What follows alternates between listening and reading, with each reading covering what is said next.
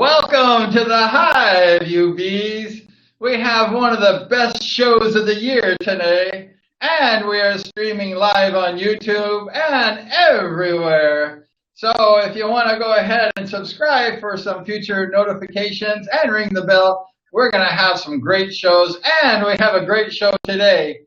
We would like to welcome our guest, probably the most amazing rider ever in the Speedway bikes, a two-time world champion, a two-time United States champion.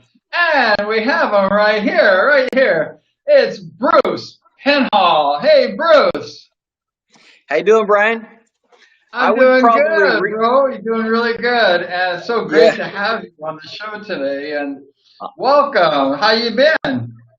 I'll tell you what, I need a freaking cocktail after trying to figure all this computer crap out this morning. What a nightmare. But, and I would probably also rephrase the best rider ever. Okay. There's a lot of great riders that are way better than me. I just, I had some good times and great moments, man, back in the days. And, I was truly blessed. That's for sure. Well, you're in the top five anyways, probably. Probably top five.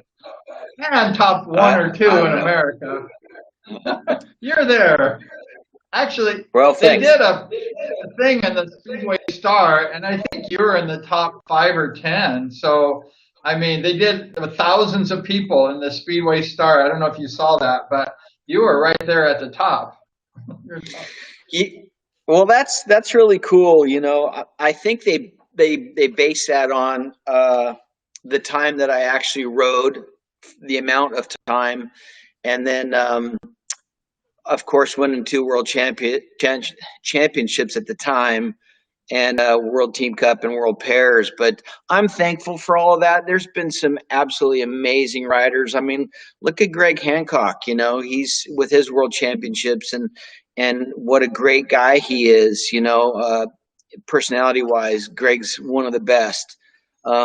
Tony Rickardson, and the list goes on and on. Ole, Ivan, you know, Eric Gunderson. These guys are amazing. I'm certainly happy. I mean, I spent 5 years in Europe, and I sure wanted to win the world championship in Sweden, which I didn't. Made some mistakes, and I learned from that. But yeah, I had a great run. It was truly awesome. Well, if you raced as long as, let's say, Ivan Major, you would have been the greatest of all time. If you raced like 21 years or something.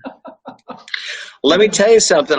When I get out of bed now, my bones hurt. I could just imagine if I raced another 10 years after that. You know, I'm 63 right now, and oh my God, I had my crashes here and there, and bumped my head a few times, but I was pretty fortunate, you know, compared to some of our other heroes that, you know, that are in wheelchairs that, you know, that I feel so bad for, including my old time good buddy, Eric Gunderson, you know.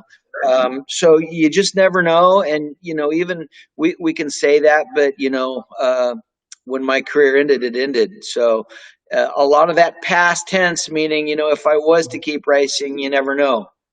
My heart, that's kind of why I decided to retire, because I had accomplished my goals, and I never set out to become, you know, 10-time world champion or 5-time world champion. You know, I won 2 of them back to back. And, you know, even, I mean, Wembley was incredible. I don't think to this day, well, I mean, I'm saying that because it's my own personal opinion, that Wembley Stadium was absolutely amazing as far as the supporters go, and the atmosphere. And yeah, I had some awesome races that night, and then to go to the Coliseum, first time in America that the world championship was there, and I was reigning world champion, and to win it again, I mean, it was, you know, like I said, just unbelievable for me. But you know, like I said, you know, I had accomplished my goals, and you know, it was really tough for me to live in Europe at that time. We were racing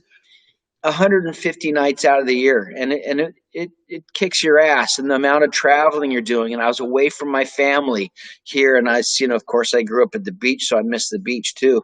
But no telling. After that second world championship, I had an opportunity, and my mind actually just took a right hand turn, and I'm on to something else right now. And yeah, I did let a lot of people down by retiring, but it was something that I personally wanted to do. Can I ask you this question, Bruce? I didn't even plan this question, but we're talking, and I'm like, I was wondering, and this is just kind of a personal question. Now Denny Pyatt, he passed away the same year you retired in '82, and that was tragic because I raced Denny, you raced with Denny, and we love Denny so much. He's a brother, and we miss him, dearly. Rest in peace, Denny Pyatt. And did his passing have any effect on you? Because it did on me, and I wasn't even riding. You know, Absolutely. Denny was an amazing guy. Yeah, he rode for a different team, and I didn't get to see him a lot in Europe or in England. Um, and of course, you have that in the back of your mind that could happen to me, and that could happen to my next good buddy or my next good buddy. And regardless if they were American or, British or Swedish or Dane, you know, it really does affect you. But when you set your mind to become world champion, you have to eliminate everything but focus directly on what you're trying to accomplish. Like I've said many times, I look at guys like Scott Autry that, we'd show up at the racetrack, and Autry had, a little baby in a stroller. And I always thought, you know, it's hard enough to concentrate, but having a little child or a little baby thinking, man, this is what I want to do, but what happens if, I crash, I'm not able to be a father figure or help. I always thought of that when I was racing Speedway. Even having a wife, that's a lot on your plate right there. At that time, I didn't have a wife. I had girlfriends, and quite a few at the time here and there, but absolutely that it sets something on your mind. But again, you have to focus. And like I was saying, even at Gothenburg, I kept telling myself after I lost that night, or saying to myself, man, there's a chance that I could never become world champion, because perhaps mentally I'm not stable enough to pull it off. What if my motorcycle breaks? There's 10 million pieces of the puzzle that every single piece has to fit in that night. Okay, it was that night in the past. Now it's the GP system, but you couldn't make mistakes. Yes, you could possibly get second in a race, but you can't make mistakes because you're going to lose it, even including all the qualifiers, building up to the world championship. So I always had that in my mind, am I mentally stable? And I lost a lot of races, and of course, I won my share of them, but it's always on your mind. Oh, that's true. Well, let me go back a little bit with you, and thank you so much for that, because I think you were mentally stable because you did a really good job. So, but let's go back. I would give you a passing grade on that one. You did a great job. I think if you were to ask my wife right now, she'd probably, say something a little different, Well, you have a good wife, Bruce, and she's really great with computers too. Oh yeah, right. She is, but I'm not. Can you tell us about your childhood in Balboa Beach?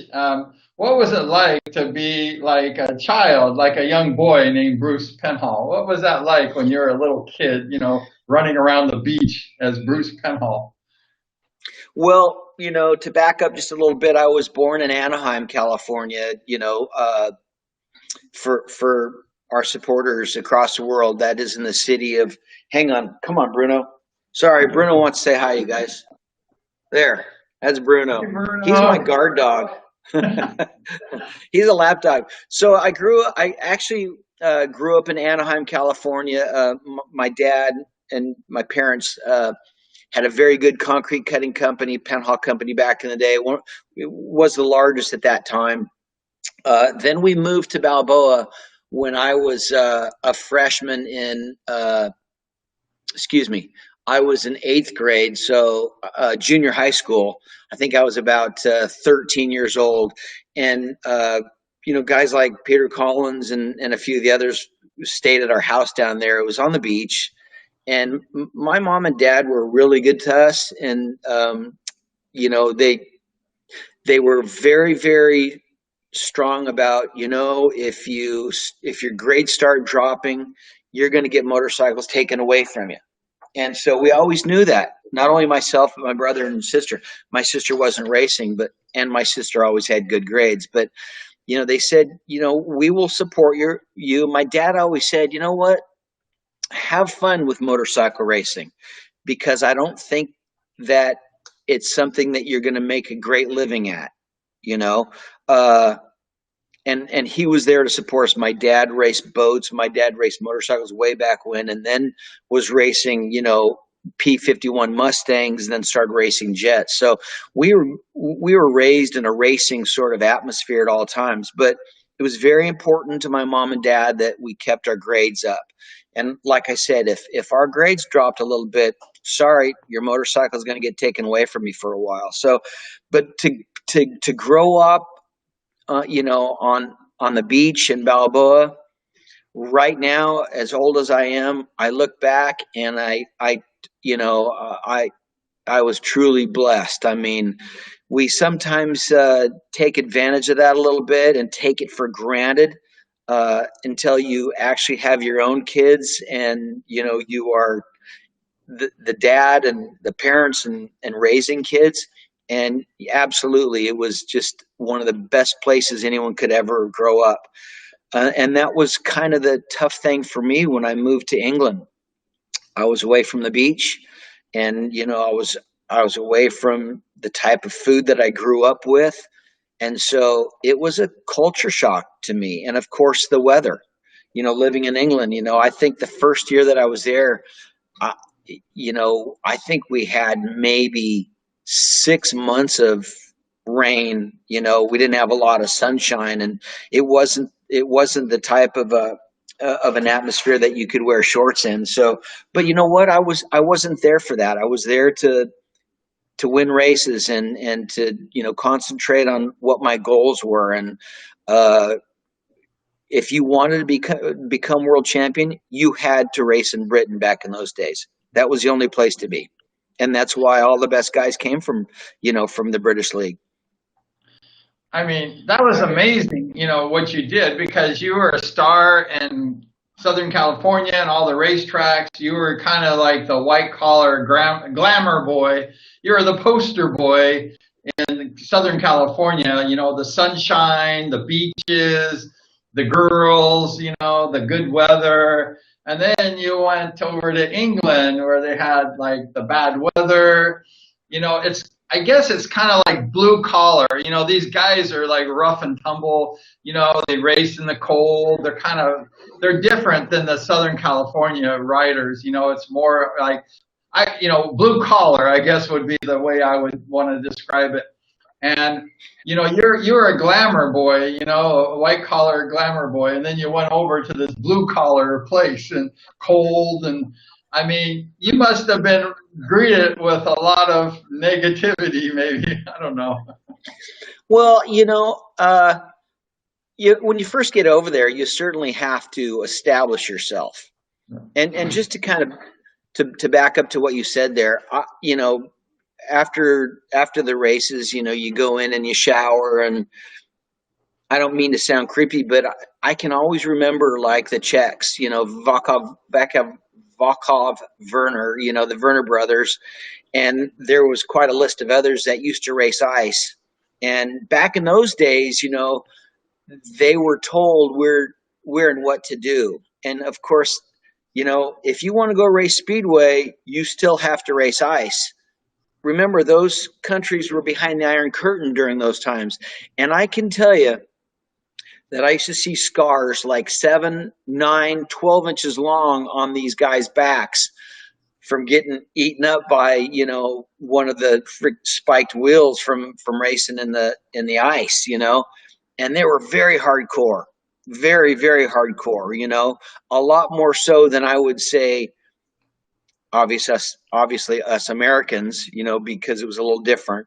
But every single one of the guys that raced the British League were hardcore, because that's where it all was established, and that's if you wanted to become world champion, that's where you had to be. And that 99% of the guys here, that was their living. Hardly any of those guys had other jobs, because to make a living there, it was actually pretty good, because the money was really good, especially a lot of us foreign riders, because meaning the Yanks, we got paid really good money. And then again, we were racing 150 nights out of the year, going to Germany on the weekends to race the long track or grass track, where it was really good money to show up, especially after you win a world championship. But, and I'm not kidding you, you have to establish yourself, and they're going to beat on you a little bit, but you know what? I had to do the same thing right back to them. Even some of the best friends that I had, when it was an individual race, it was either he or I, and it was going to be he in my estimations that's going to get it, not me, because we have to win. You can't, and you don't want to get the name that you're a dirty rider. I would say that I was hard. There was a few times that that I would probably go a little bit above and beyond, meaning being a little bit tough, but we had to be. If you let them take advantage of you, they're going to do it every single race, and then mentally you're done. So it takes a lot. It takes a lot to overpower, and the risk is very, very high. The tracks back in those days, they didn't have any of the air fences. We were on basically greyhound tracks, dog racing tracks. I remember in several tracks that had concrete walls, like the Sydney Showground in Australia. It was about as narrow as Costa Mesa's track. But you know what? That's what we had to deal with. And it wasn't just me. Every single rider had the same conditions. So you either deal with it or get the hell out. That's basically the way you had to look at it. Well, you're not a very tall rider. You're kind of a small rider, but you're kind of a What are you tough trying guy. to say? What are you trying to say, Brian, that I'm short? Yeah, you're like a little guy. You're like a little guy. I'm 5'8" on a very, very good day. That's kind of small for an American. Oh yeah. But the thing is, you're small, but you're kind of a tough guy. Like I raced with you, and I saw you almost beat up my sister one time. I don't know if you remember that. You got in a fight with my sister, but you're a tough guy. Did? Do you remember that when you got in a fight with my sister? Oh. No. Well, do you want to know the story or no? Well, it kind of worries me a little bit. I don't remember. No. I have this beautiful sister, and she came to fisticuffs with you at Costa Mesa, my first division race against you. Oxley's didn't like me because I had beaten Brad for that cup. See the cup sitting right there where my finger is? Uh-huh. I beat Brad Oxley for our first championship, a match race King of the Hill championship. And Oxley's didn't like me that much because I beat their son.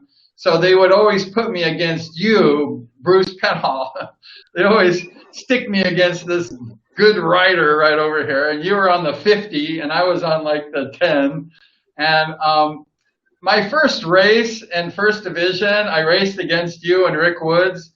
And I had this old JP and I had this heavy chain guard. And I was out in front and you were in the back, of course, one of the star riders, and I was like the beginner. And I, had a fast bike, and I wasn't that good, but my bike was fast. And I was winning the whole handicap race. And then at the end of the race, during the race, my chain guard fell off, my heavy aluminum chain guard, and it almost hit you in the head as you were trying to pass me. And you did at the last turn. I bobbled coming out of turn 4, and you got me by like you did Ole Olsen in race number 7 in the 1981 championship. You got me like by a whisker, and I was really happy. I was like, hey, Bruce Penhall beat me. It's okay. I beat Rick Woods or whatever. And so I went to shake your hand. I'm like, oh, because I thought, I was in the big time because Bruce Penhall and me were like, going side by side. So after the race was over, I wanted to shake your hand. I was like, nice, Rick, because I wasn't, I was a first time D1 rider, so I was going to shake Bruce Penhall's hand. And you knocked me, we're only going 5 miles an hour, so the race was over. And I was along the crash wall on gate 1 and 2 at Costa Mesa. And I went to shake your hand, and you knocked me into the wall. You crashed me. And I was freaked out because you like dumped me in the wall. And I'm like, wow. So I wasn't mad. I just got up. And my sister, she was my pit lady. And she was a really good looking girl. And she got mad and she started like coming after you going, why did you do that to my brother? And I said, I was holding my sister and I said, no, that's Bruce Penhall. Don't mess with him. Just leave him alone. And she says, I'm going to beat you up. And then you were almost like, were mad. You and my sister were like, ah. And I said, wow. Debbie, just leave him alone. It's Bruce Penhall. Like, I don't care, I didn't care. And so my sister said, why did you do that to my brother? And you said, his chain guard fell off and almost hit me in the head. And then I said, oh my God. And I looked down and my chain guard was missing, this big heavy one. And it almost hit you in the head during the race. Yeah, but that's not your fault. I apologize for that because, shit happens, things fall off. It's not like that was your fault, but yeah, sorry about that. Give your sister a big hug and kiss from me and tell her I've grown up a lot since then. That's for sure. Well, I thought it was funny because you guys are like fighting and I'm like holding my sister by the waist going, it's Bruce Penhall, just leave him alone because I didn't get hurt. Yeah, that blows my mind because I never got into I've gotten in arguments with girls, but nothing like that, But you guys were like that. My sister, I thought you're gonna fight, and I'm like, oh my God, And I was like, Bruce Penhall is gonna hate me. Yeah, I don't think I would have fought a girl. Maybe screamed and yelled out a little bit, but so my bad. Sorry. Oh, it gave me a good story, so I like it. Thank you for doing that. That was good. I like that. That was fun. So you going back to your early days, I guess what was your first experience racing Speedway? Was it like when your dad sponsored and Scholars' dad sponsored Rick Woods, or did you go to the races as a kid, or what was the deal? I mean, what was your like first beginning of Speedway? Like, what happened? Well, yeah, Dennis's dad, Master Tony, and my dad sponsored Rick Woods through Ed Schaefer at the time, through that time. But so Ed Schaefer built 2 little junior Speedway bikes, one for Dennis and one for myself. And I think it was Ed Schaefer that built them. And the motors, there wasn't junior Speedway at the time. It wasn't allowed because of insurance. We had the only 2 bikes. And they had McCullough chainsaw motors in them. Can you imagine that? No. And so Dennis's dad built us a track behind Orange County Food Service at the time. You could never do that these days because of noise and sound, or noise and pollution, all the crap that goes on. But we had our own track back there, and we rode around that a few times. I think we even practiced maybe at Saddleback, and then there was also OCIR, Orange County International Raceway. But we never got to race because they wouldn't allow us. Then we stepped up to the big bikes. I was stepped up a little sooner because of my age. Dennis is 3 years younger than I am, but he was really amazing on a motocross bike and a Speedway bike, but he wasn't old enough to start professionally. I did the day I turned 16 was my first race out at Irwindale, in 3rd division. And I won that. And, but that would probably be my first memories growing up were, and my mom would have to take me to the track after school when we were on the big bikes. We had starting tapes.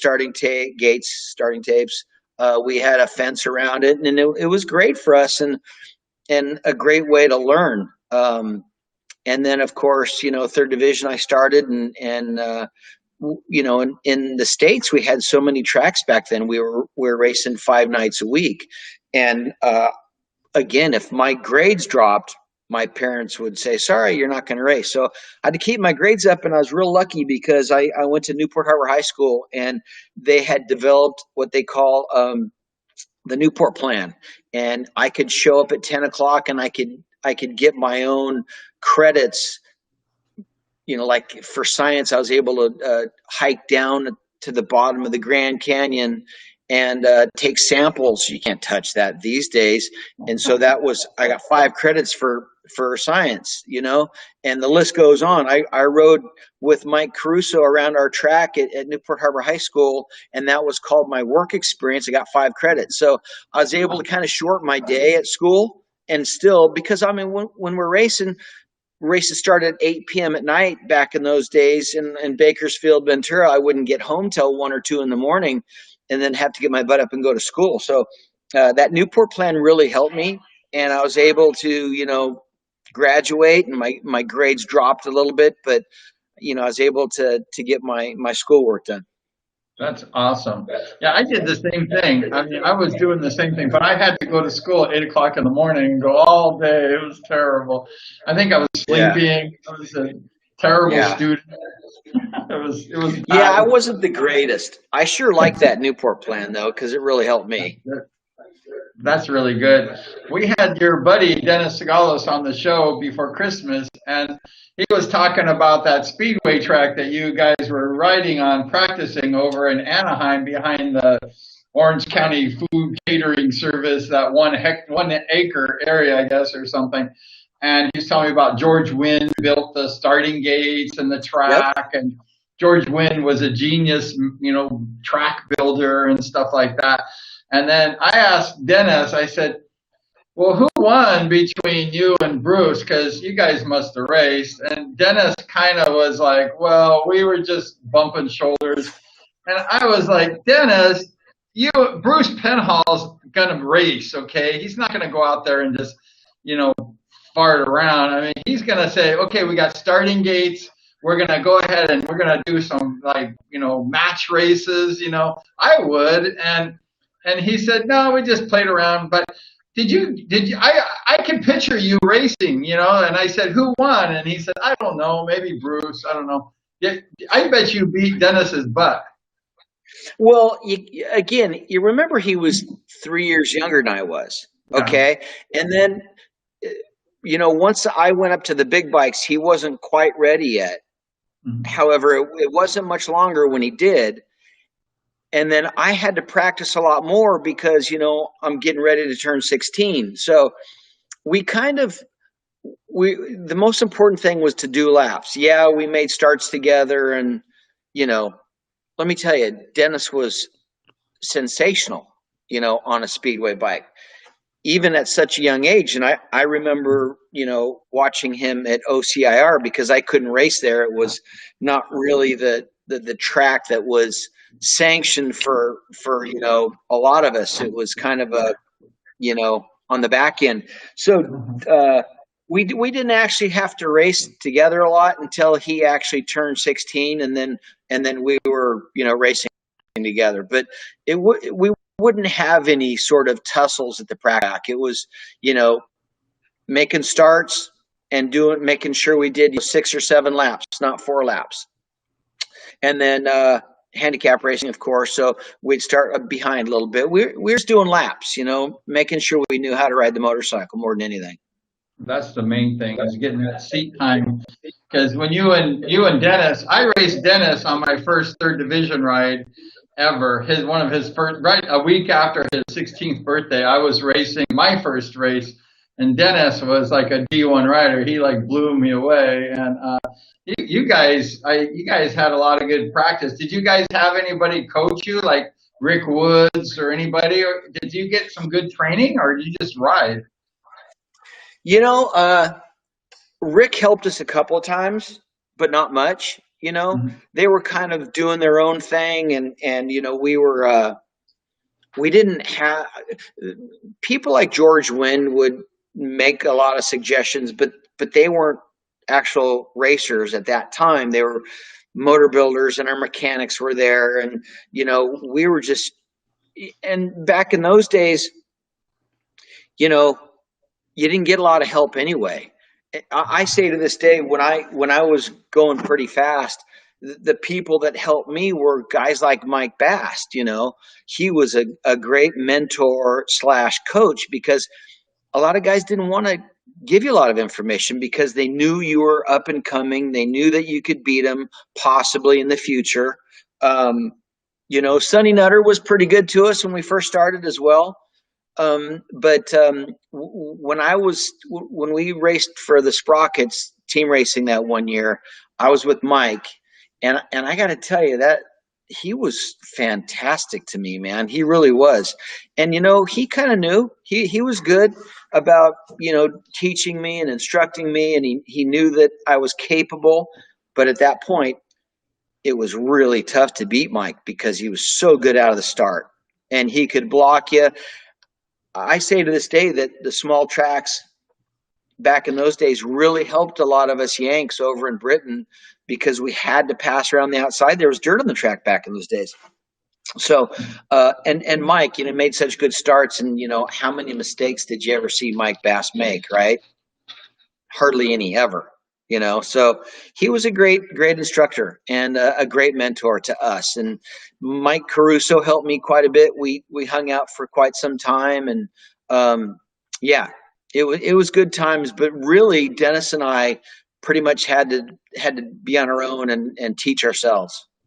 Rick Woods, Wow. he was you know at the peak at that time, and he was you know riding a lot and you know kind of towards the end he had retired and we kept going, but um he was in his own kind of world, a great guy. We hung out with him quite a bit, you know, not really but a little bit, you know, good guy though. He was the guy that we really looked up to when we first started. Wow. Well, I think that I don't know if you'd agree with me, but I think you're one of your biggest like blessings. I don't know what the word is, but I think one of your benefits is when you were picked to race with Bast on that LA Sprocket Irwindale team because you were a good rider. I mean, there's no doubt you were, you know, you were up and coming and you were really, you know, a hot rider. But that that tutoring that Mike Bass gave you really kind of set you off. You know, that was your big break, is having Mike Bass as your coach and raising your level of racing, that level of the Bass level. That was your break, I think, in your young speedway life. Is that true? Oh yeah, absolutely. Yeah, that's absolutely 100%, you know. And traveling to Ventura, you know, and we would stop on their way and get dinner and stuff. And you know, I really listened to Mike a lot, and obviously he was, you know, so good that he was a true help to all of us. He really was, not just myself, but many other riders as well. He was great to us. Well, you were really good in the team racing. I used to go watch you, and actually, the LA Sprockets was my favorite team. I liked your team, and I was rooting for you guys. And you got second place, so you didn't win. The Bakersfield Bandits won, and I didn't like them as Yeah. much. But but you guys, I mean, you guys are good. You had Gene Woods, and then you had Rob Morrison, and you had some Yep. good riders there. Yep. Yeah, And we had a good team. Yeah. good it was solid. I mean, any team with like Mike Bass, Bruce Penhall, Gene Woods. I mean, that's a pretty good core right there. That's a good team. That's Yeah, that's it was a good. good team. And Yeah. you averaged like over 11 points on that particular team. That you were only racing 2 or 3 years, maybe a couple of years. And Mike, I guess they did like 4 races, so the max you could do was like 12 points, and then they would have the top point getter would have a main event, I guess, right? They would have like a main for the top guys. So you could get more than 12. You could get what, 15 total if you were in the main and won everything, right? Well, actually, Brian, I think they take the top two points scores from each team. Then they went into what they call a second half, same in England, and you do a heat race, and then the top guy from those two would go into the final and be like the second half main event. Yeah, yeah. It didn't catch on real well with America as it did in England. Um, but we had a lot of fun doing it, and we learned a lot, and we didn't know what team racing was all about. Us, as young up and coming Yanks, but Mike said, "Okay, Gene, you're going to go out of the best possible gate," and like Mike would take two, Gene would take four, and if Mike made a start, he'd look over his shoulder and let Gene get around him. I'm just saying, we learned how to team ride. And it certainly helped because we had a pretty good idea what to do, in Britain when we went over to race for our teams over there. Yeah, perfect. Coaching. You did really great. I was looking at one of the old programs just the other day, just checking it out, and your points was over 11 points, so like 11.2 average per meet. And Mike Bass you were number 2 in the whole league. The whole league, this young guy right over here was number 2. That was pretty amazing. And then Mike Bass was number 1 with 13.5 or something like that points. And so you and Mike were like number 1 and 2 in the whole league, not just your team, but the whole, like all the riders. That's pretty amazing for a young guy like you being number 2 next to Bast. And that's incredible, really. I mean, well, it's how bad you want it, and like I said before, we really have to be focused. There's so many distractions in life, and I'm just saying with mine too, living at the beach, hanging out with girls, guys, so, your mindset has to be, this is what I want. And I was also taught that, if I want to win, I have to give it 100% of my time, effort. And, so, I just knew I loved Speedway, I dug riding motocross when I first, started racing. I mean, my first motorcycle was a mini trail 50 with the fold down handlebars, and then I moved up to the 125 MX, but I wasn't a great motocrosser. I loved it. And then I can remember riding my bicycle home from school on the boardwalk on the beach, little sand on the boardwalk. The only thing I wanted to do was just slide all the way home. I'd haul butt and make a slide. I wore out the left side of my rear tire like so many times because I couldn't turn and slide right very well, only left, So Speedway was just, it was meant for me, and I was meant for it, back in the day. And, I look at a lot of riders that should have become world champion. I think Dennis Segalis is one. Injuries certainly hurt him. I look at Dave Jessup, an English rider that was very, very good, but had all sorts of trouble in the big night. Scott Autry's the same way. Scott, we learned a lot from Autry. We really did. When we first went over there and we started, racing for the U.S. team, and Scott was our captain, and, he was very instructive, and he was so good to us, and we learned a great deal from him, and we listened. We really did, and when the Americans got together, man, we loved flying the flag, and we certainly did kick some ass. We really did. We had a good bunch of guys, Kelly and Sean and Preston and Siggy and Schwartzy, Autry, Gresham, Steve Gresham back in those days. Our World Team Cup was unbelievable. And then we had our test matches, which were a lot more races. I mean, we loved it. and we loved riding for the United States of America, and as did the British riding for the Union Jack, the British flag. Danes for the Danish flag, Swedes for the Swedish flag. Those world team races were intense. They really were. Yes, the individual, you're by yourself, and you don't have any teammates when it comes to individual races, which is a whole different set of rules, really. But you had to be focused, and there was a lot of really great guys that never became world champion, and I always was concerned about that racing. Shit, do I have it? Do I have enough up there to do it? And I was fortunate to have that. No, you did. I had one of the young speedway riders. I think it was Max Romo. I'm not sure. I can't remember. But we had Max on a while ago, and he's a great guy, a great young rider. And we were talking about your World Cup teams and all these guys that you just mentioned. And Max said that he thinks that America never will have such a great team, with all the great talent that you had, like all the riders you just mentioned. He said he didn't think that America would ever get that powerful in Speedway again as a team. Like you guys were one of the greatest teams of all time, pretty much is what he said. And I think that's true. Max, I think really said you guys had like the best talent, ever in American history, and probably will ever have. Well, and Max is a really good kid too. I don't know him very well, but I've seen him at the track quite a few times when I was helping out one of the other youngsters. It's a shame, but we've seen Speedway for 40 years have its peaks and valleys. But I hate to say this, the signs of times now.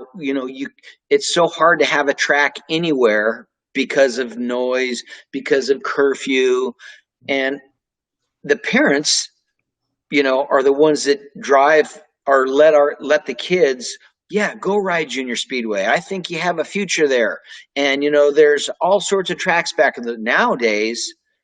There's hardly anywhere to ride. So the parents think, I think I'm going to keep my son in motocross because there's still a million tracks and there's still a million races. So it is a bummer the way we've seen the sport, not only here in America, but also in Britain. The Polish league is thriving right now. I went back there. Monster Energy, Joe Parsons took me and my second oldest boy back there 6 or 7 years ago to tour into the GP, and I was absolutely amazed. What I was amazed at is when I was flying in, there was actually high-rise buildings. And remember when I rode there, it was behind the Iron Curtain.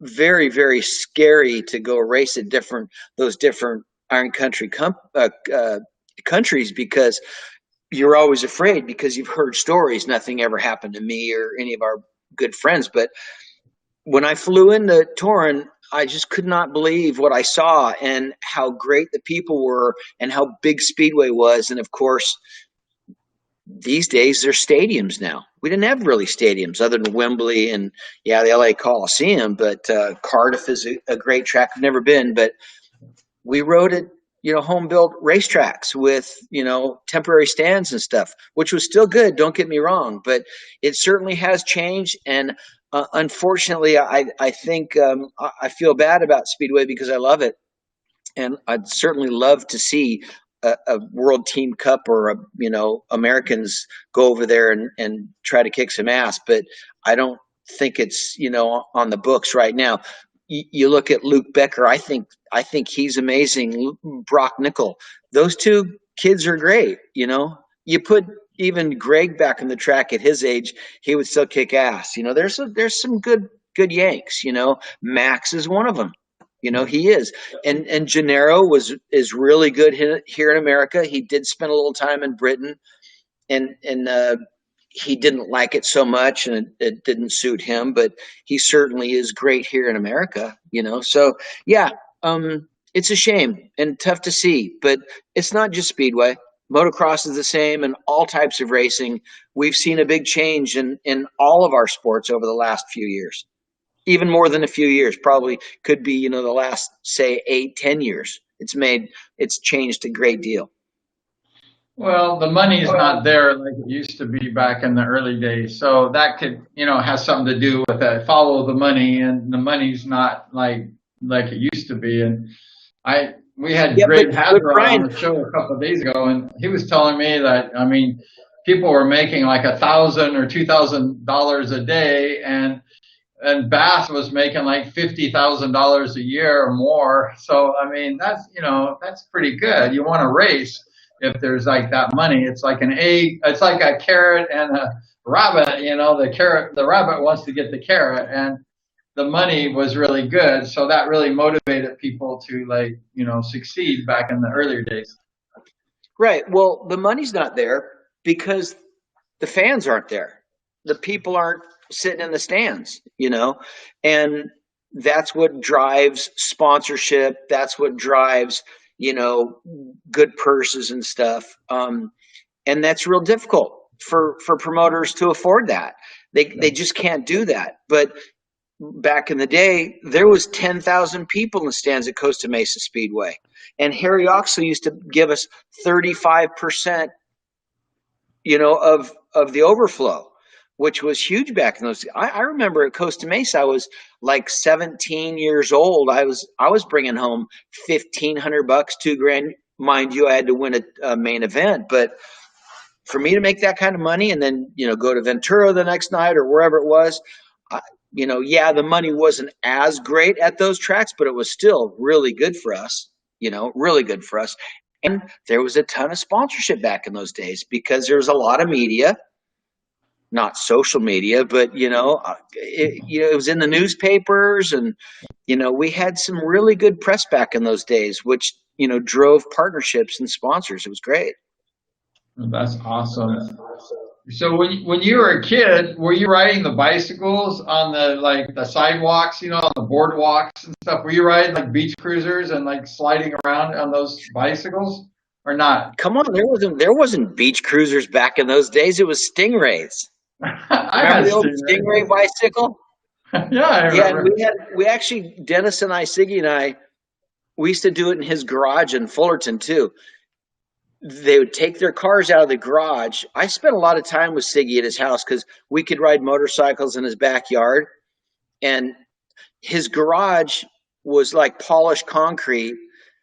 And we used to spray a little water in there, and he had like a little downhill into the garage. And we used to throw them sideways around like a column.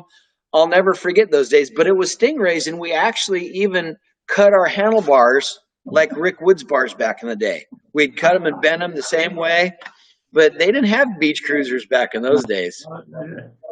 Yeah, I cut my handlebars too, like Speedway, and we used to have Speedway races. I'm telling Dennis, and we start off sand on the sidewalk around like a cul-de-sac, and then we start racing like at a high school track. We made cones, and we had Speedway races, all scratch riding with the bicycles with the little handlebars. And I was telling Dennis one time, my friend who his name was Paul Belial with Belial's I remember Restaurant. Paul. You I know love Paul? Paul. Oh yeah, he was a great dude. I went to the parents' restaurant a ton of times. Yeah. And Yeah, I heard he passed away. I was so bummed to yeah. hear that. Yeah. I talk to his wife all the time, Eileen, and I know all about, everything. Because Paul and I grew up, like going to school together. And we used to hang out, ride bicycles off the roof and jumping in the pool. And, one day we had these races at the El Medina High School. And Paul said, guess what, Brian? My sister's boyfriend, Sumner McKnight, he's going to be coming to watch the Speedway bicycle races at the high school. And so the next day, Sumner McKnight, he'd come walking on the field, walk, walk, walk. And I was like, I'm going to win for Sumner McKnight. I'm going to win. And the races went, and I was the main event winner, So I wanted to show Sumner McKnight that I was the best. And we were racing hardcore. It was like, a real speedway. We were knocking each other down and fighting, and it was Right. fun. Sumner was a great guy. So is Ed Williams. Remember Ed Williams? Those guys, Yeah. they were hardcore. Ed Schaefer, Rick Woods, Danny Becker guys. Berserko, he was a great dude too. sometimes I forget to mention him, but those are the guys that were, we really looked up to. They were freaking so good on the racetrack, and flamboyant. Mike Bass was structured, he wasn't so flamboyant because he was so good out of the start, that he didn't have to do all that riding around the outside unless he did, or if he was on the 50 to pass some guys. But it was Woods and Berker, that were, all sideways, and I don't know. It was great times back in those days. Bill Cody too. Wild Bill Cody, Mike Conley. Are you kidding? Those guys were studs. They really were. Amazing. I remember one time when I was a kid and I was watching the speedway races at Costa Mesa, because I used to go every week and watch these earlier before your time. And Danny Berker, he went really hot into the turn 1 and 2, and he was crashing into the wall at turn 1, and he was turning his bike and he hit the wall like as a berm, and he was crossed up and he was riding a wheelie all the way around turn 1 and 2. Yeah. Completely on a wheelie like that. I'm like, oh my God. We saw that a lot with Berserko. We really did, Oh. Yeah. He was pretty radical. He rode that far from the edge of disaster. I mean, I don't know how he didn't die. Yeah. That was crazy. Good times. He was. So I think in Speedway they had like the first glamour boy of Speedway was Sonny Nutter. I mean, he was the heartthrob of Speedway, in the early, like the 69 or something like that. And then they had Danny Berserko Berker. He was the next heartthrob, very handsome guy. All the girls calling Danny, saying, "I want to have your baby, Danny. I want to have your baby." And Danny had to change. He had to change his number like 9 times because all the. Oh yeah, I can imagine. Yeah. Same with Woods though. Same with Rick. Yeah, Rick was a good-looking guy too, and when he was young. And Danny didn't like that. Danny is a nice guy, and he didn't like girls calling him saying, "I want to have your baby." He didn't like that. Well, I don't blame him. And then we had the next glamour boy. We had, Sonny Nutter. Then we had really Danny Berker was really a glamour. Rick Woods was, but Danny Berker was kind of maybe a little bit more. And then we had you. You're the next glamour boy. Yeah, I don't know. I don't. That was nice of him, but I kind of like move on from there. Meaning, I don't like talking about myself too much. Stories are great, but that's funny. Well, anyways, they used to have this night at Costa Mesa. I can talk about you because I'm not you, so I can talk. You don't have to say nothing. And they used to have this night at the Costa Mesa Fairgrounds. It was called the Fox Night. And your name, you remember that? The Fox Night? Yeah. Let me tell you about the Fox Night. And because the girls got in free, right? Yeah. And, a lot of us riders sometimes would think, I don't think I want to transfer into the main event because I want to go up in the stands because there's so many girls. So if we transferred in the main event, they're gone by the time we were changed and ready to go. They had already left. So, yeah, the Fox Night was big and it was packed. It was packed every Friday that they had the Fox Night. It was great. Cool. Yeah. They had all those hot beach girls there, and then all the guys would pay and follow, and I mean, full of these hot babes and stuff like that. I remember them great. Great nights, yep. That was good. And Larry Huffman gave me that Bruce the Fox Penhall, and I think it was Flanders that gave me Juicy Brucey, But I can remember going to a class at Larry Huffman. I know he was on your show. In fact, we texted last night. Great guy. I've kept in really good contact with Larry. But I remember going to a class that he taught, and there was only a couple of us that showed up. It was all about how to treat the fans and how to speak when the microphone was put in your face. And I'll tell you what, I learned a great deal from that, how to take care of your sponsors. And Larry Huffman is the one that taught that class. And I actually tell him to this day, and he didn't quite remember that class, but I'll never forget it, and I actually, when I got inducted into the Motorsports Hall of Fame, I was able to choose Larry as the guy that inducted me, that introduced me and had maybe 2 or 3 good words to say about me.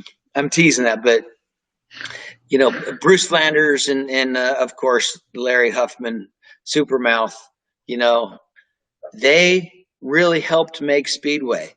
And I'm serious when I say that. Yeah, the racing was great, but even Terry Clanton does a great job. All of them, all the announcers do a good job. I kind of listen to you right now and think maybe you should have been an announcer.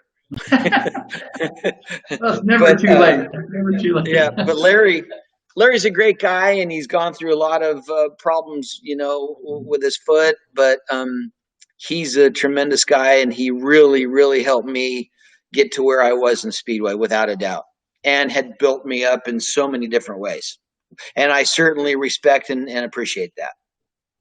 Larry's an amazing guy. I mean, he's done so much, and he just has that. He's just a legend. I mean, you have Larry, and then you have Brucelanders, and these guys. I told Larry yesterday when we had the show. I said, Brucelanders and you were both, the legends of Speedway. I mean, really the real legends. And then Larry diverted himself and he said, well, Bruce Flanders was the legend. Oh, Larry, come on. He is too, He is too. Larry's the one that just set the freaking, paved the way for us. He really did. Yeah. As did Bruce, without a doubt. Flanders too. Absolutely. Well, they were a little different.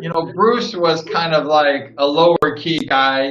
He was baritone, and he had that banter to him. He would say these crazy, funny jokes, and, he would just like say things that were really funny and stuff. He kind of had his own style of humor. And Larry was kind of like a real razzle dazzle guy. He really like, Yeah, but remember, Huffman had some really good one-liners too.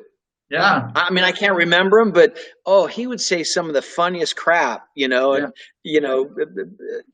about a different rider, and I can't remember him, but he was great. And yeah, of course, and he had his, the tuxedo on and did the Huffman hop, Those things we'll never forget. And yes, you're right. Flanders was a little bit more monotone, had a great voice.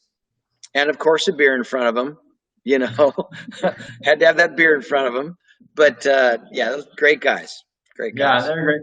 One time I was racing around 2008, and Bruce Flanders, he came up to me and he said, I was a little fatter back then when I was like living in America. I was eating more like tacos or something. And Bruce Flanders came up to me. I was working on my bike at Industry. And he came up to me and said, hey, Brian, how much do you weigh? And I said, like 250, Bruce. Why? And he goes, goodbye. And he walked away. I said, what? Oh. Yeah. And then during the race, he announced me and he said, yeah, if I had a football player, I would pick Brian on my team. He's 6'1", 250.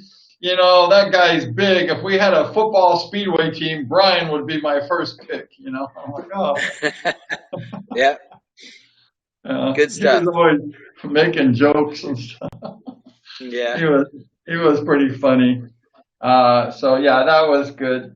And I was just gonna say that when I was younger, you were like, really handsome and stuff. You're still handsome today, so don't worry about it. But I don't know about that. One girl, she came up to me and she said, I like Bruce Penhall so much when he was younger. And I said, yeah, Bruce was like, everyone idolized Bruce Penhall. And she says to me, but you're better looking than Bruce today. And I said, oh, come on.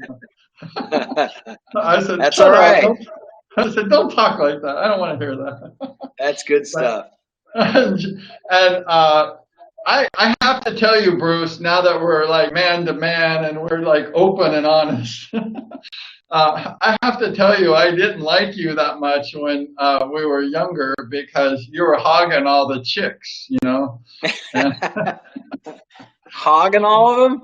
you're hogging all of them, and I was pissed, you know. Well, hey, who am I to say no to them? No, that's right. And you know, the first girl, she was really gorgeous. I wasn't planning on talking to you, but I just will do it anyways. Who cares? And this one girl, her name was Debbie Greger. She was beautiful, blonde, with green eyes, and she was a hot surfer kind of chick. And I had a crush on this girl when I was like 16. I never had a girlfriend. I was a total like virgin guy and everything. And I liked this girl, and she was kind of probably had a lot of boyfriends, probably, you know, had a lot of sex and stuff like that. But I was kind of like a good boy. I never, you know, did nothing. And so I liked this girl, and I said, Debbie, do you like, I was just a D3 rider or something. And I said, do you like me, Debbie? And she goes, yeah, I like you. And I said, oh, good. And then she goes, but I like Bruce Penhall more than you. And I said, what? And all the girls always liked you, and they never liked me. Not all of them, but it was great. I had a good time. That's for sure. That was good. She told me this story. I'm going to ask you this. I never told you this before. She said one of my Hopefully I can remember. girlfriends, she said, I don't know if you remember this story. Maybe it's a fake story. I don't know. But Debbie, that girl that, you know, liked you, she told me this story, and she said that when they were younger and stuff, that this girl, her girlfriend, had a crush on you. And I said, oh, well, you'll never meet Bruce Penhall because, you know, he's famous and, you know, you'll never talk to him. And she goes, oh, yeah, my girlfriend met Bruce Penhall. And I said, oh, really? How did she meet Bruce Penhall? And she said, remember he had that van with like Penhall Company that like it was like a brown van or something like that, and it had like Orange. Penhall Company in orange and white lettering. Was that true like that in your van? No, it was all orange with gold leaf Penhall Company on it. Yeah, Oh, maxi okay. van back in those Dodge maxi vans. Yeah, it was beautiful. You had a beautiful. I remember that van. I forgot the coloring, but I remember the van. And she said that my girlfriend, she crashed into Bruce Penhall like at a stoplight or something, and she did it on purpose so she could meet you. And I said, what? And I said, I bet Bruce Penhall probably punched that girl out if, you know, or got mad or something. Do you remember that or something? A girl crashing you? No? No, I don't remember that. And I wouldn't punch a girl either. You know. I mean, I said that Bruce would be mad because, you know, I said, I don't think, I was just picturing girls like Bruce Penhall so much that they would crash into you. And like, oh. Yeah, I don't remember that. I remember that. Good. I'm glad. Maybe that wasn't true story. I don't know. But yeah. I thought that was funny that a girl would like think about that story. And I'm like, oh, that's not good. So you hogged all the chicks. I dyed my hair like blonde a little bit, and you know I tried to look like Bruce Penhall, but it didn't work. Well, yeah, I didn't have to dye my hair back in those days. I came from the beach, so I remember coming back from England after my first year. I didn't see a lot of sun, and a lot of people didn't recognize me because my hair got turned a little bit darker, you know. So, but what do you do? Yeah, that's true. So let's go to England for a second. I guess you went there in '78, and I guess your first match race was against Sheffield. I guess you're on Cradley Heath at the time, and you scored just 1 point. 1 point, Bruce Penhall. And do you remember that? And then I guess that was the last time you ever scored 1 point. Yeah, you know, when you first went over there, plus I was riding the new 4-valve Jawa, and I didn't really get along with it too well. And everybody was riding the Wezzies back in those days, and I can't blame it on the motor. I mean, you know, you get thrown into racing in Britain where the absolute world's best are, it's going to take a little while. Some guys never can catch on, you know. Some guys, not just Americans, but, you know, Swedes and Danes, you know, their point average is 3 or 4 or 5. You know, we as Americans, we had to start with a 6-point average. That's the tough thing, is that's a high point average for a team with a rider that isn't, you know, a 6-point average guy. It could be a 2, but because of the way it was, I mean, I remember when I first landed in England, I had to have a work permit.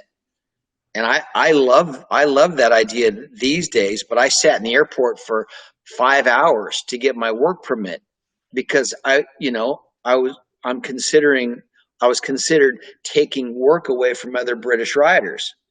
So that's why they establish your point average at 6. But if you're only scoring 2 and 3 points, you go to the next year, that team is more than likely going to drop you because it's a high point average. I mean, and you know, you have to be capable of reaching at least a 6 point. They want more than that out of you. But when you get thrown in the deep end, it's going to take a little while. Like I said, it's going to take some other riders, you know, a few years, and they move around to different clubs, and they still don't get it. You know, reach the goal they wanted.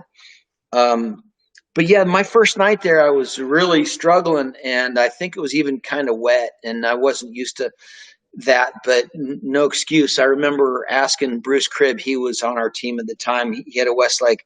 I asked him if I could ride his Westlake after the meeting. And he said to me, yeah, but you know what? I don't think you're good enough to ride this. I'll never forget. I'll never forget those words. I'm going, shit, what do you mean I'm not good enough? Okay, I mean, I only scored 1 point, but hey, can I try that Wessie? And he said that, you know, and I changed over to Westlakes right away, and then I became a factory rider, if you want to call it a factory rider, although they didn't build my motors at Westlake. Eddie Bull did, who was, you know, one of my great buddies, and he's the one that, you know, he was my mechanic, and that's when I first signed on to Cradley Heath. That's who Dan McCormick assigned to me. He was helping Anders Michnick at the time, and I think even Bernie Person a little bit, but he was full-time with me and also building my motors, and it was like night and day for me, especially when I got on the Wessie. You know, literally the next week I was up 6 and 7 points and a little higher. And you know, my first year, I think I had a 9-point average, but you know, it's not all the rider. It's that combination that you have to put together. Your mechanic, your manager, let's say have a girlfriend, all that, those pieces of puzzle always have to come together. And then it was so much work for Eddie Bull. That's when Mikey Tzonagas came over and was my guy. You know, I love Mikey. He's the best guy. And Mikey's the one that maintained my motorcycles. You know, I mean, we had just a ton. I think there was like, you know, the second year, I think we had a good 13 bikes, you know, and we left some in America, and I had my long tracker over in Germany with the Speedway bike, and then we'd have to travel. So Mikey had a lot of work to do. He really did, especially doing the amount of meetings that we were doing, you know, and the travel just around Britain. 150 nights out of the year we were racing, you know, and that's a lot of racing, you know. So he was moving motors in and out of bikes, and, you know, we'd find good combinations for small tracks, big tracks, but I had a great bunch of people working for me. I really did. And, you know, Pete Adams was my team manager over there as well as my manager. So yeah, I had it really good. I had a good bunch of people working behind me that you know, were a huge part of my success. That's for sure. So did you have to pay like Mikey and stuff, or did the sure. pay them? Absolutely. So you paid them.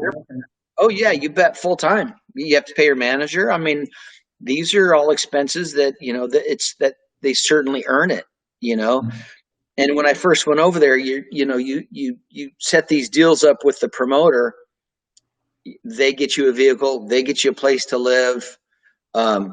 here's your mechanic, and then of course after you start making it, then it's all on you because you're making really good money and you need more motorcycles because they say, okay, we're going to give you 2 bikes, but it's up to you to maintain those. And, and absolutely, I had to pay for Eddie and I had to pay for the motors that were done. And Mikey, when he came over, I had a German mechanic, Jürgen Goldstein, who was terrific, the late Jürgen Goldstein.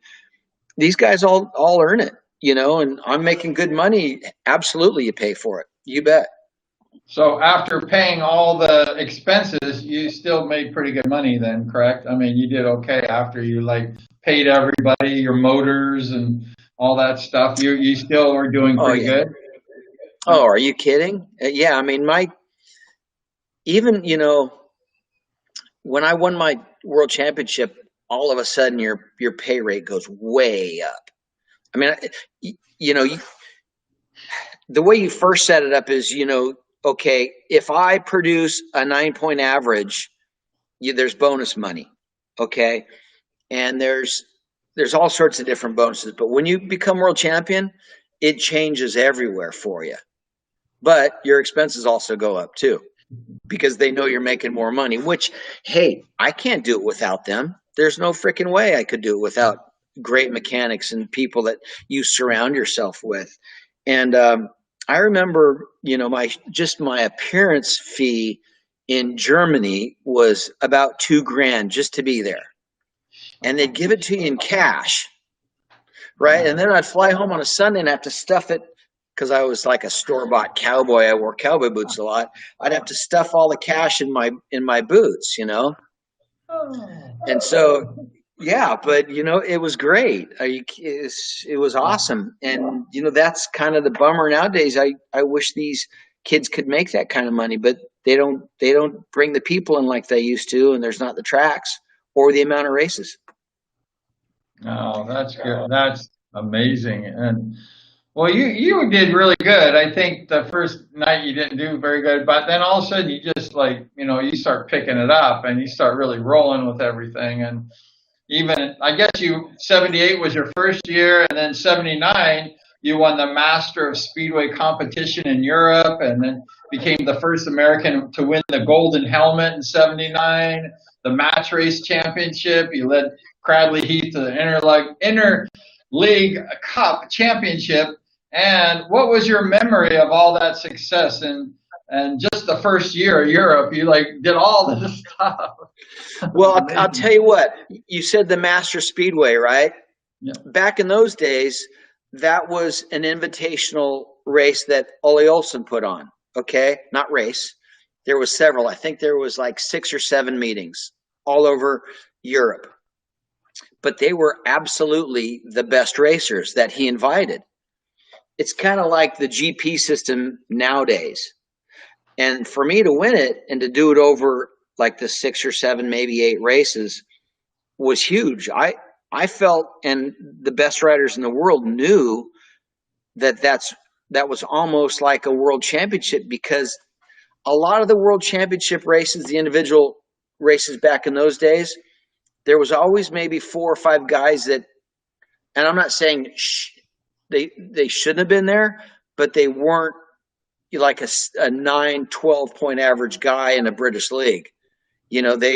Because of the way the qualifiers were, and they would have a couple guys that you knew that you could beat them easily, and so could everybody else. But in the Masters, it was all the very best that was invited to that. So for me to win that, in 79, that was huge. And I think Peter Collins was the one that won it in 78. And I'll never forget that. We were still tussling for that one, and I think Voyens was the last race in Denmark, and I was able to beat him. Actually, I think he slid off, and I was able to win that night. So the Masters, I even have my Masters trophy right up here. I'm going to show you that really quick. I have some of my trophies up there. Nice. You see them? Some of my FIM stuff and all that. So this is my man cave that I'm in. That's a nice. So yeah, So I will always remember the Master of Speedway being one of the biggest events that I've ever won, for sure, because of the talent.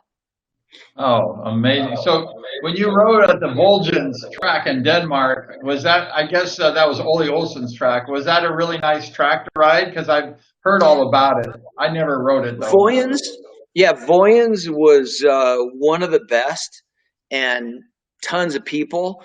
However, to this day, everybody says if you go to Voyens, expect it to rain.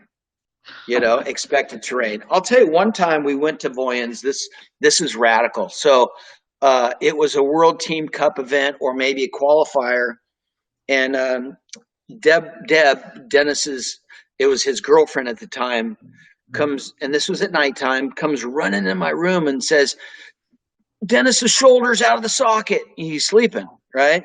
And we both had the same shoulder issues, dislocated shoulders. And if you went like this, it would pop out. Mine used to pop out of the socket going down the straightaway. So she comes in, she goes, Dennis's shoulder's popped out. So I ran in there and I reset his shoulder. And of course, no problem. He rode the next morning. But we always had rain at Voyens. But but it's the same for everybody. It's not, oh, poor pitiful me, I got to ride in the rain. Everybody did. So do it. These days, if it rains a little bit, it's going to get canceled more than likely. But those are some of the good times and some of the I remember when I was in Italy racing one time, my shoulder came out of socket and I pulled it in the infield, and here comes Ronnie Preston, runs over the infield and helps me reset it. And I was still going down the straightaway with one arm, like kind of, it killed me. And Dennis and I both went to the same surgeon. To this day, I still have the pin in my shoulder. Have a lot of trouble with it nowadays, and it's more arthritis than anything. But it never came out of the socket after we had our surgeries. And it happened. Mine happened. I got hit by a truck in Mexico riding with all my good buddies. I got ran over by a truck, literally right over my chest. Popped my shoulder out. Oh, they sent me back across the border. It was like a 6-hour drive. I was still out, and they reset it. And so I tried to do the therapy for, because the season was going to start in literally 2 months. I couldn't have it operated on then. So I went through that whole season with a really bad shoulder, and then got it operated on. And it was the best thing I ever could have done. Same with Dennis, Dr. Adamson, man in orange. She was a great surgeon. And, we, to this day, both of us don't have any problems with it. Oh, wow. Other than age and arthritis. When we get older, we have a lot of these kind of problems. Oh, God. My back's killing me right now. If you see me, I'm trying to stretch it. Crap. Age. Your back looks like it's having some problems. Yeah. It's killing me. Oh. I can't sit down for that long. It's fun getting old, huh, Bruce? It's fun. Yeah. Not so much. No, not so much. Well, I have to say, let's make you feel young, okay? Let's get you back to the young days. Right. And 1981 was the year of Bruce Penhall. I don't know if you remember that year or not. Probably not. But you conquered pretty much every major event. And what was it like winning the Best Pairs Championship with your best friend, Boogaloo Bobby Schwartz? Yeah, it was, we were in Poland, and packed house. And we had a pretty tough night. I think I blew up a motor in one of my heats, maybe, or Bobby did. But then we won most all of them after that. And, at that point, the Americans had never won a world best pairs, So we always looked up to Jack Milne because he did become the world champion in 1937, I think it was. Yeah. So, and Poland was like sensational. I mean, it was crazy that day. So, yeah, we were engulfed with people after the meeting. And I remember Schwartzy getting a little bit edgy because they were really getting into his face, wanting his autograph. And, he kind of freaked out a little bit. He really did. I'll never forget that. And I settled him down a little bit. Hey, people are stoked. and they didn't care if they're in your face. That's just the way it was with some of these supporters. And Bobby settled down, but it was a great day for us, man, to win that World Pairs Championship. Really was. I don't. Uh, and then the next year in '82 is when I retired, and Dennis and Bobby went to Aussie and won it. Because I really wanted to be a part of that again, but I had retired, so it was off season, the '82 World Pairs at that point. So, but it was good for them to win it as well. Really was, and to win the World Team Cup for the Americans, that was unbelievable. Yeah, unbelievable. And then that was, I think, at White City. And then afterwards, we went to the Hard Rock Cafe because that was the first Hard Rock Cafe ever, in London. And Kelly Moran was there and all of us, and we were having a beer and eating really good hamburgers, right? Because they had really good hamburgers there. And Johnny Carson was there. He was there because Wimbledon was going on, and all the guys got pictures with Johnny Carson, and that was a pretty cool deal as well. I didn't get in the picture. I think they did that on purpose. They left me out of the picture. But yeah, it was to win it with the Americans, the Yanks, and that was the first time ever. That was very cool, very, very cool. Who was on that team? That World Cup you guys won. Who were the riders on the team? Me, Schwartzy, Kelly, and I think Scott, maybe, and Siggy. I think Siggy was there with us too. I can't. It's hard for me to remember. I'm old, but it was a great night. Oh, that's awesome. That's really good. Well, in 1981, it was like your year. I think Siggy had 82 was one of his big years, and yours was 81, and that was really a big year in the World Finals. I just watched it a couple minutes ago before we started the show, and I just love this race. It was your Heat 7 against Ole Olsen, and you had the inside gate. You're on the pole. Ole Olsen was on gate 4 on the outside, and the tapes went off. And Ole Olsen and remember Hans Nilsson was on 2. Hans was on 2, and then Egon Muller was out of 3. Yeah, that's a good race. I mean, you guys had an all-star lineup. There was no dead weed on that race. But you and Ole were like 1 and 2. Ole seemed to have and Ole has eyes in the back of his head. I mean, you were going on the outside, and Ole would move over on the outside. You were going on the inside. Ole was going on the inside. You remember that? Oh, are you kidding? Like yesterday, I tried everything. In fact, the one time that I came up on the inside of him, if you look at that video again, you can actually see me going like this with my front wheel on his rear wheel to try to get him to make a mistake. Well, he did, but I did too. I followed him, and we both went out to the outside, and we both lifted at the same time. My whole goal was to try to get him to push out and then ride the inside and pass him. Well, I made the mistake and followed him out there. And then luckily there was a little grip on the track. But you're right, Ollie absolutely had eyes in the back of his head. And, he and Tommy, I only beat them by a half of an inch or an inch. And the replay shows it. Those were so close, and I was just so determined to win that.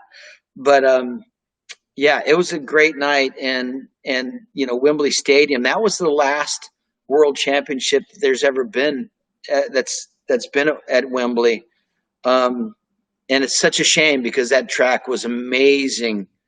With all of the supporters from all over the world, it was really cool. Great place to win it.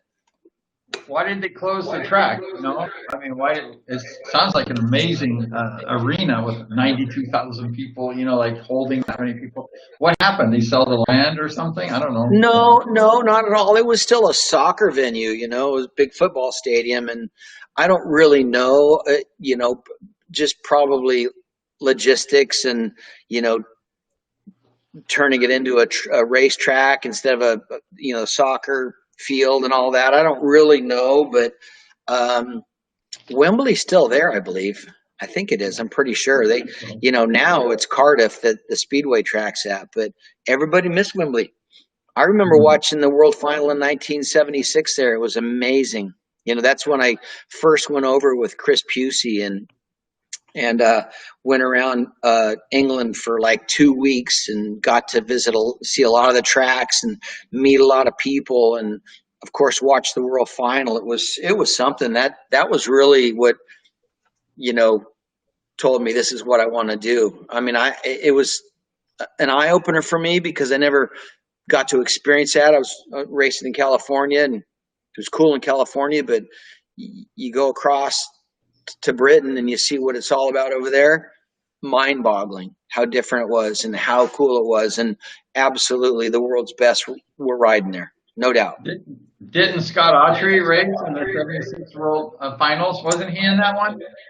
Yeah, Scott was. I don't remember where he was, where he finished up.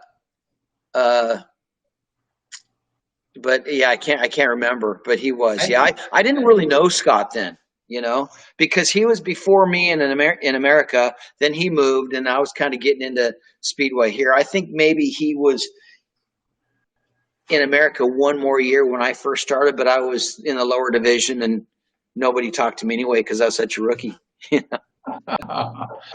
Well, you got good real fast. You were pretty good pretty fast. So I guess in the 81 they had all those people there, and I guess Jack Milne was Jack Milne. I heard he was there when you won the 81. Jack Milne was there, and it was like 43 years since America had a world champion, and Jack Milne was there, and you won that world championship with the legendary Jack Milne in attendance. Is that true? we took pictures together. I knew Jack Milne because of America. He was like co-promoter of Costa Mesa with Harry. And Jack was such a great guy and quiet and always smiling, didn't hardly ever say 2 words, but he was there at the final and one of the first guys that came over and congratulated me and, and it was like the guy that you looked up to and, Jack, now there's another American that's won the world championship, and he was great that night. Harry was there. Harry Oxley was there. A lot of Americans, all my family were there. It was my old girlfriend was there too. She came. So, the best thing was my family. Cause I'd lost both my parents in 75 in an airplane crash. And so, I still had a really close family, my brother and sister and my cousins, and they came to Wembley. I think there was probably 10 or 15 of them. And they went on to Germany and watched me in the world long track final. I think I got maybe 2 or 3 points. Wasn't a very good long tracker, but I was able to share that whole experience with my family, and we still talk about it to this day. It was a great night, great night. Oh, that's awesome! I mean, it was like I guess it was like Jack Milne won in 37, and then Ernie Rocio, the great late who passed away in 1952. He made the world championship, but he got 15th place, I guess. He had an injury. He was riding very handicapped, so he was a good rider. And then, so he was the next American that raced in the world final, was in 52, and then 51, I think, and then 52 right. He passed away. And then Scott Autry was the next American in 76, the race that you went to. But you fell in love with, like going to Europe and things like that. And then you came along in 81, and then you were the next rider. And also, you're the first one to win the world championship since the great late Jack Milne. So that was pretty cool. Cool. Yeah, it was. It was amazing, especially at Wembley. Yeah, Wembley. what was it like, Bruce? I mean, you had 92,500 screaming people, fans and stuff, and you're like looking up and you see like 92,500 people. That must have blew your mind, man. Well, I'll tell you what, going into the stadium, right, getting ready for the night of racing, you don't really feel it. You see thousands of people coming in, but you get inside the stadium and you're kind of locked into an area that was covered and like a big hallway, and you're kind of like thinking about bikes. You're in the changing room and you're talking strategy, and nervous, of course, because it's the world championship, and especially when you're kind of like favored to win, you have a lot of pressure on you, and you have that pressure going into it thinking, shit, I can't make any mistakes. I got to do this. So all that's going through your mind. And then so you walk out for the parade. That's when everybody's there. And of course, the Europeans had their scarves and their air horns, that they're known for. And they have jackets on, the whole deal. So you walk into that, walk out there when they first introduce you to go to your flag. Oh my God, I can't, it still gives me chills. It is so loud, but your whole mindset is like, first turn. Let's get to the first turn. I mean, that was my mindset, is I have to make starts. I have to make starts. I have to make starts, because you're trying to block all that out, because that does get to some people, where they think they just start freaking out, because there's so many people there, and they let that take over a little bit. But so I just kept thinking in my mind, head down, get to the first turn, I wasn't a tremendous starter. I learned how to make good starts when I moved to England. I really did, but I still wasn't, one of the best starters. I made some good starts, but my racing capabilities came from, like I've always said, from the States, being able to learn how to pass on the outside. And that's kind of where, I was best at, is, making it happen, getting around people, because maybe I didn't make the start, or did I make a mistake, or did they? So I was fortunate that, I just have my head down, and, I've got to concentrate, and, I can't be 2-3 bikes length coming out of a turn from one of these guys. If so, I've got to make up that time. So it was just, I blocked all of that out of my mind, and going into a lot of those fans are there to support the guys that live in Denmark, the Danish fans, the Swedish fans. British fans are like, they were into their team riders, let's say Dave Jessup or whoever it may be, or even Bruce. But after I finished those 2 heats, including my first one, like I could really feel most of the stadium were behind me. But still, I'm blocked out. I've got that blocked out. And just before my last heat, I'll never forget this. I tell this to everybody all the time. Peter Collins came up to me, because I had Kenny Carter in my last heat. Everybody knows that, he and I didn't get along. And Peter comes up to me, he says, okay, BP, he says, you have to get third or better in this heat. He says, you don't need to win this. Don't make a mistake, where you're going to tussle with Kenny, because Kenny just wants to win that heat. He didn't give a crap about me. He wanted to win. And that's what we're all there to do, win the heat, every heat. And so I'm like, yeah, but shit, I got to win this. I got to win this. And he goes, you will win this, but don't be stupid and think about the first turn. If he's there with you, give him space. And all you have to do is third or better.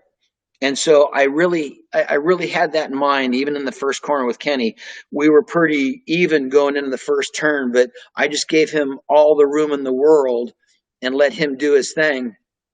And I'll never forget, keep looking behind me because Jerry Stansel was back there, and he could be very fast at times too. I didn't want to get third because then what happens if I have an engine failure? All that stuff goes through your mind. But just do your 4 laps, stick tight in right there with Kenny. Kenny even kind of like lifted going down the front straightaway, and I thought, oh shit, he's going to get off. So he didn't.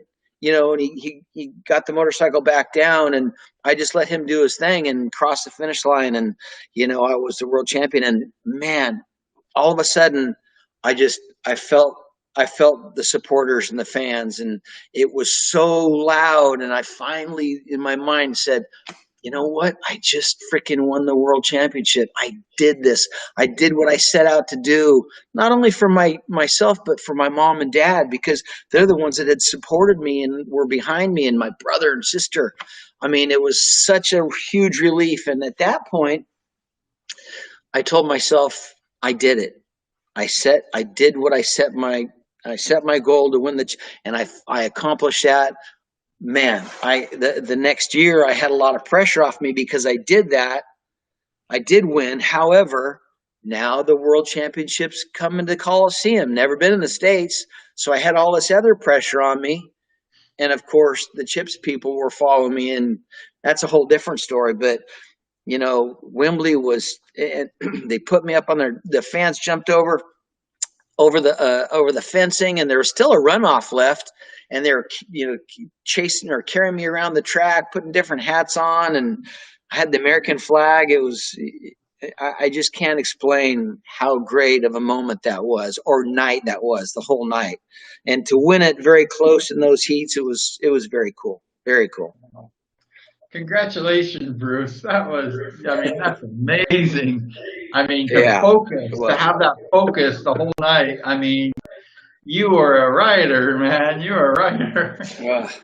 Yeah, it was great. Great.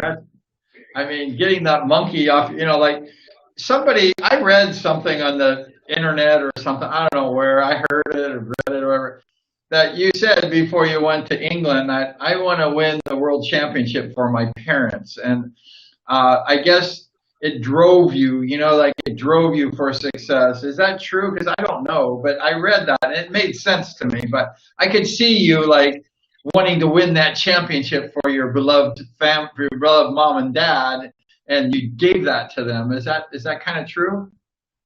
Well, I'll tell you what.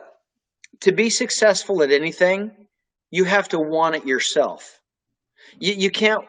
Sure, you can want it for everybody else, but you'll never be, okay, you could be successful, but not the best, right, unless you have this utmost desire and the biggest heart to do whatever it takes to become champion. You have to have that yourself. If you don't, you'll never become champion. Yes, you could have that heart and still have problems, but in my mind, you still have to have it and want it and live it. But I'll never forget how much my parents had done for me. And, of course, I always felt that they were looking down on me, and that I hope I'm doing you proud, Mom and Dad. And, this is what I want to do. And I know you're behind me up there. So I would have never have been where I was in Speedway if it wasn't for my mom and dad, for sure. And I have to reach out to them and thank them and millions of other people that have helped me along the way. It wasn't just Bruce, it was starting from the way I was raised and my mindset and my mechanics and all that. You'll never become a champion unless you put all of those pieces of puzzle together. And I'm thankful for that. I'm more thankful now that I'm 63 years old and have my own kids and do the best we possibly can to raise our kids. And I appreciate the way I was raised way back then a lot more now. Of course, back in those days, it was important to me, especially after I lost my mom and dad. But to the age I'm at now, it's huge for me, and I know that they've been up there, looking over me forever, you know, and I'm thankful for that. And yeah, they were also certainly a big part of the reason that I'm where I'm at today. You know, I have to appreciate my parents. Absolutely. Well, I think from what I've seen of your parents, which I don't know your parents that well, but it seemed like you really laid a lot of groundwork for your future, you know, for your base as far as like your education, teaching you have to do well in school or no more speedway. Just kind of like the work ethic or that mentality, you know, your dad was a boat racer with Segalos's dad, and you know they were fiery competitors, and they probably didn't really like each other on the water, but once you got off, they were probably best friends. But you know, you got to experience all that kind of fiery competitiveness, you know, just as a little boy. You just kind of like saw dad, Segalos's dad, and you kind of got this kind of have this like experience, and that really, I think, really was for you. Oh yeah, no doubt. It's absolutely. I'll never forget it. I mean, you know, from absolutely. Hey, if your grades drop, your motorcycles are gone. When I was a little kid, I used to have to go in Dad's office or at the yard and start off by cleaning toilets. You know, and you know you're either going to go to school or you're going to work. You know, and they always drove that into us. And um, you know, my my first real job was actually concrete cutting. You know, I was real young, and they taught me, and you know that's what I was going to start off doing. But then I got into racing, and I was able to go professional, and I was making a good living at it. And then when that finished, uh, I tried the whole acting thing, and obviously I wasn't a very good actor. Otherwise, I'd still be in it. But I had a great time. I learned a lot. It was certainly a great opportunity for me, but it didn't work out, especially after I had kids. I was sometimes gone for a month shooting a low budget film. But you know what? I wouldn't change any of that. You know, I learned a great deal, and I was so fortunate to give the opportunity in a lot of these things. And now I'm back to doing the same thing that Dad had done for years in the concrete cutting business. Our company's doing really well. I've got great employees. My wife is, you know, right there alongside me, and I've got to thank her because I don't know how she's put up with my crap for 38 years now. So yeah, I'm very fortunate. I'm very fortunate. I'm certainly appreciative to that as well. And I've got to look at my parents of setting, and of course, you know, my wife's parents were certainly good to all of us too. You know, they've led us down a great road. We've had a lot of tragedy, you know, with losing Connor, my son, and you know, of course, my parents and my wife's parents, and you know, we understand that's life. Some of it should never happen, and it's certainly a life changer. But it's we just have to do the best we can and press on from certain, you know, tragedies in our life. It's really important to try to stay strong, as tough as it is, and how easy it is to make a left-hand turn and go a different direction. You know, we're surrounded by good people, good family, and they help guide us at all times. That's awesome. That is awesome. You had a good family, and I think they taught you really well, and you should be really grateful for your mom and dad for all the things that they taught you, and now you're following their footsteps in like the business and stuff. So it's kind of like it just like a circle, you know, a circle of life. You know, you kind of like Yep. you're taking that circle back to where your parents were. You know, like it's kind of interesting. And then we instill that in our kids as well. You know, and I'm my daughter does a great job as a hairstylist. She's very, very busy.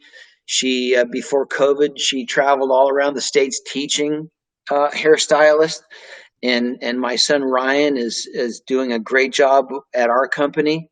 we'll take that over for me. I'm hoping to retire in a couple of years. I'm real thankful that my kids work hard at what they do. I really am. And um, kids and family are the most important things in our lives. Absolutely. Oh, that's great. You have a good family. I was talking to Dennis, and he was telling me how close his family is and his wife with your wife, and you guys get together and play cards, and then the kids are playing, and you guys are all like having fun, getting rowdy, and then the kids are having fun and getting rowdy, and it's like when you were kids, that's what happened with you and Dennis, and now your kids are doing. Yeah. That and that's amazing because Avalon, that's Dennis's daughter and my daughter Mackenzie. They were together at what 3 years old and 4 years old and even younger, and to this day they are best of friends. Along with some of our other friends that they grew up with, and Arden was a little bit younger, but Siggy and I and Deb and Lori, we remain really good friends. Things have changed with COVID. You can't see a lot. Well, you can, but it's difficult. Uh, but yeah, we spend a lot of time, or we did before the COVID together, and we'll do the same as soon as all this blows over us. But yeah, and then Siggy and I were racing the boats together, so we're traveling all over, and same with the kids. We were able to win 4 world championships together in the boats.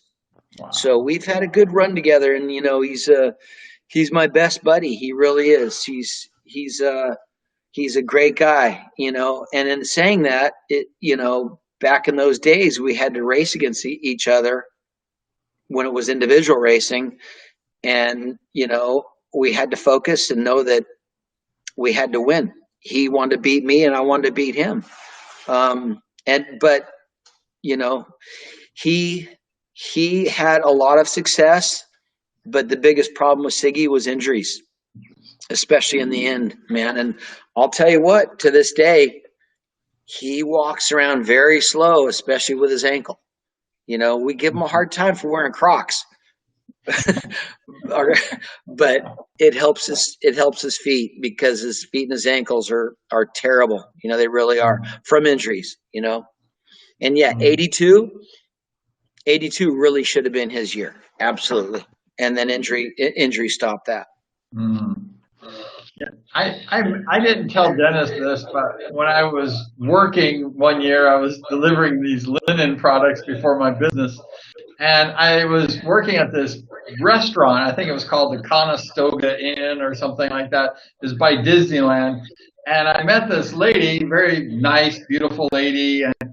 And I got talking with her. And I think she said, "I'm Dennis Segalos' sister." And I think it was his sister. And I said, Deb. "Oh, really?" I forgot her name. I don't know if it was Deb or whatever. I'm not sure. I can't remember her name. But Little Deb, we call her. It's Deb, yeah. She's but we call her Little Deb. Little Deb. She was cool. I used to talk to her all the time, but I didn't know it was Dennis's sister. But we were good friends, and she was a great lady. She's a great lady, and I talked to her, and then she said, "Oh, I'm Dennis Segalos' sister," and I said, "What?" I didn't even know that. It shocked me. And I said, I might want to go buy a Speedway bike and ride again, because I miss riding. I told her it was back a few years ago. And she said, "Oh, no, don't race Speedway. No. She was like freaking out. And I said, "Why?" She goes, "Dennis has terrible injuries from Speedway, and we don't agree." And she was really anti-racing. And so I guess it really bothered his whole family because of his injuries, correct? I mean, she was like anti. No, she was very into Dennis's racing, Little Deb. Yeah. She came over to England, and and her son Connor is an amazing racer for BMW. Connor De Felipe, he's amazing. So she, and plus her dad grew up in racing boats and all that. So, but yeah, she was of course, very into Dennis, but it hurt her to see him hurt. But are you kidding? She was one of the biggest and most avid supporters of Dennis and his racing, and mine too. She was behind all of us. She really was. Well, I think it was after his injury it affected her. She's like, okay, it's Yeah, enough. I mean, yeah, later when Dennis was really messed up, I think, I think it changed, at that point, something. absolutely.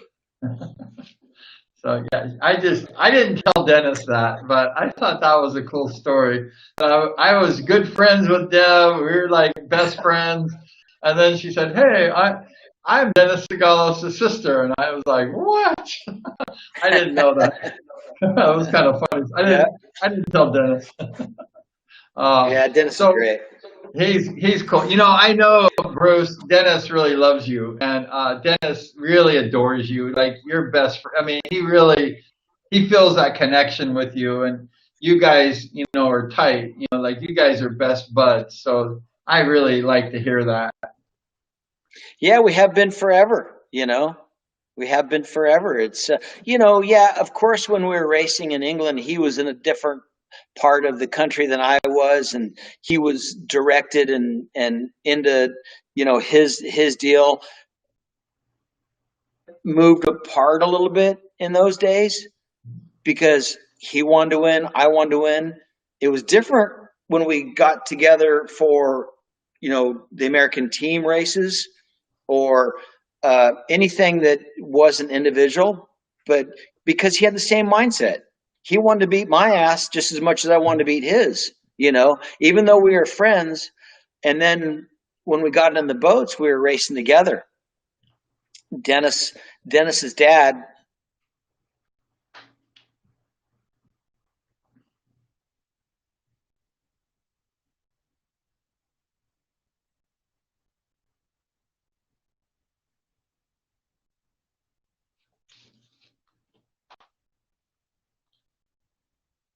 I hope we didn't lose Bruce there. And so, oh wow, this was cool. The story about Bruce and Dennis, and we had Dennis on the show, and we'll see if we get Bruce back on the show. It looks like we lost him, but yeah, Dennis and Bruce just have been best friends forever. And I asked Dennis, like, too bad you didn't. We lost Bruce completely. I said to Dennis, like, too bad that we didn't have Dennis like on the show, like for example, that Dennis and Bruce were not racing together because that would have been really cool to see Dennis and Bruce on the same speedway team, but it never happened. It never happened, but that was amazing, that Dennis and Bruce still remain good friends at this time. And Bruce Penhall was in the '82 World Championship, and he won that in his hometown of Los Angeles, California at the LA Coliseum. And Dennis Segalos, his buddy, he was on the podium with third place. So that was amazing, that you had Dennis Segalos and you had Bruce Penhall on the podium in '82. And they went ahead and, they just did great and just amazing. And they went to boat racing and won 4 world championships. They were the only racers to win motorsport championships in different sports like boat racing and speedway. So that was really amazing. And those guys were racers. And, their resumes were a mile long. And Bruce Penhall was just, amazing. So we want to thank the champion, Bruce the Fox Penhall. Can we say that again? Bruce the Fox Penhall.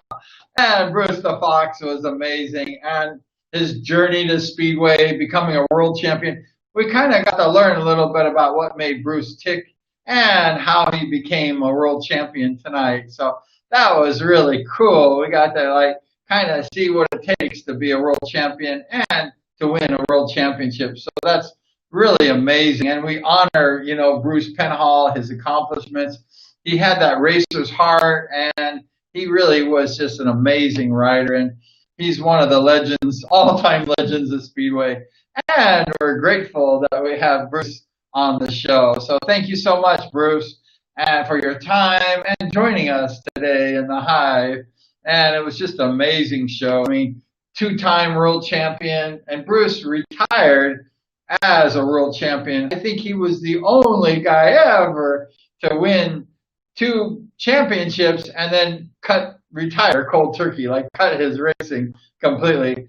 And that's really, just unbelievable. And he never went back to serious competitive racing, maybe a couple match races or for fun, but Bruce never really went back to race like on the teams and was serious, competitor. So we want to thank Bruce for joining us and all of his stories. He's just an amazing rider. I mean, he's a legend of all legends, and we're really grateful we had Bruce in the Hive tonight. So if you like the show, go ahead and like it. And if you like the channel, you can subscribe, ring the bell. We're going to have lots of great, riders on the show. We've got promoters. We talk a lot about Speedway, and we had Warren Reed on the show last week, and we had Larry Huffman yesterday. And we're going to have some really good riders coming up. We have a whole big list of riders. So thank you so much for watching the show tonight, the Bruce Penhall Show. And we sure love Bruce Penhall. And he's just an amazing rider. He has talent that never ends. We all wish we could have rode like Bruce Penhall because he was a master. I mean, that guy was, the champion.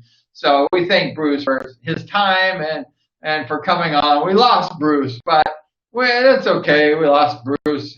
He gave us so much. So thank you so much, and we'll see you next time. Stay on two wheels and don't crash, and we'll see you next time. Thank you so much for watching the Bruce Penhall Show. Have a good one. Take care.